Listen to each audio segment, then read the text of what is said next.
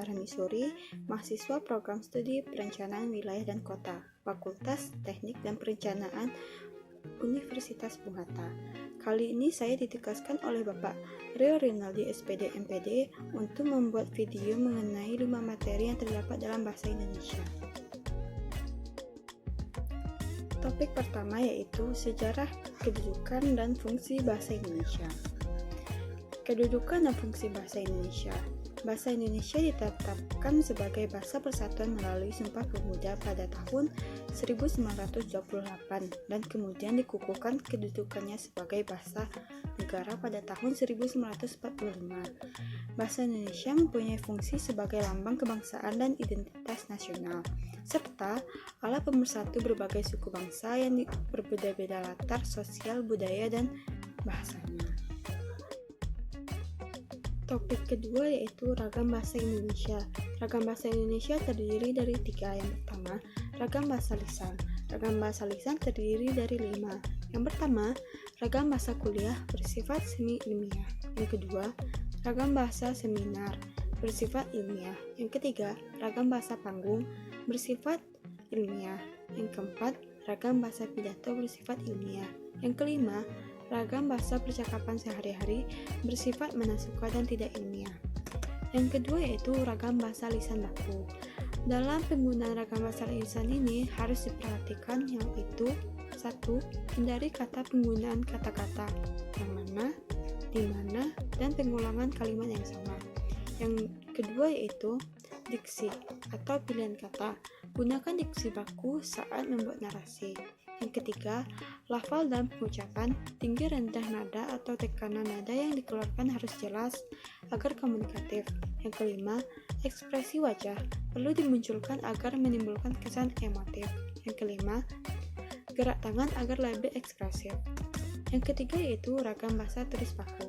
Digunakan untuk mencerminkan cara berpikir yang teratur, logis, dan sistematis dengan mengikuti aturan dan kaidah penulisan yang baik dan benar.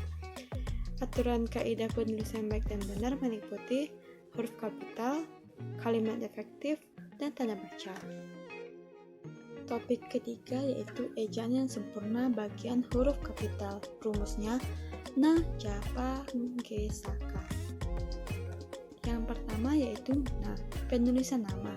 Nama itu berbagai-bagai seperti nama orang, jalan, perusahaan, agama, dan lainnya. Contohnya yaitu nama orang Pak Tony, T harus menggunakan huruf kapital.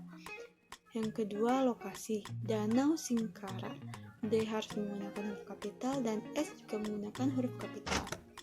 Yang kedua yaitu Jabang, jabatan dan pangkat. Contohnya presiden, P harus menggunakan huruf kapital. Bupati, B harus menggunakan huruf kapital. Yang ketiga yaitu gelar. Contohnya Riza Nurgani, SHMH.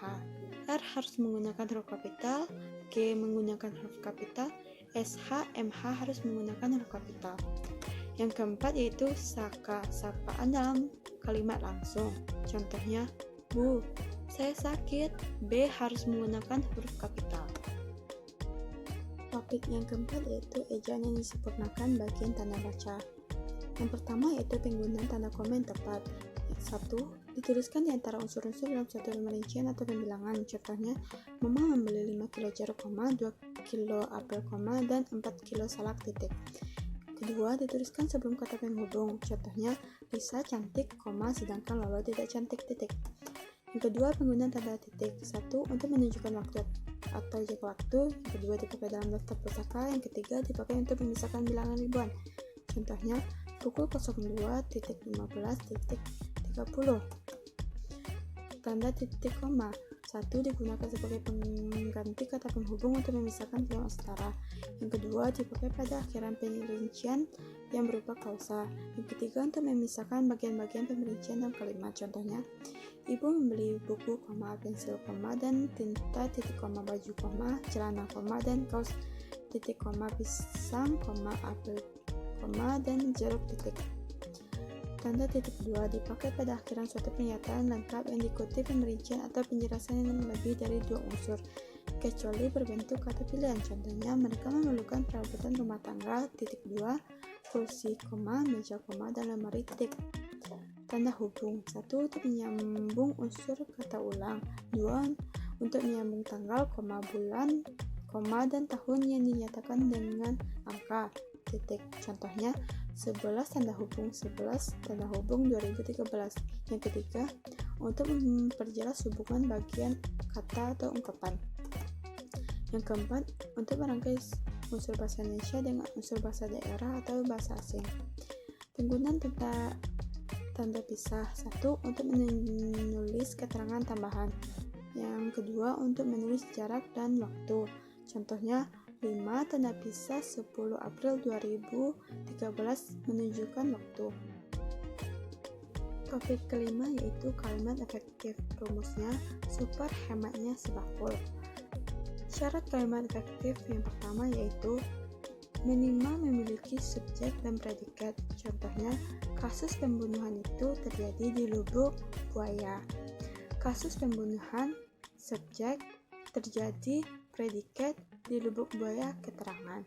Yang kedua, hemat dalam penggunaan kata. Yang ketiga, sejajar awalannya. Contohnya, pencuri itu dipukul, diseret, lalu dibawa ke kantor polisi. Yang keempat, menggunakan kata baku.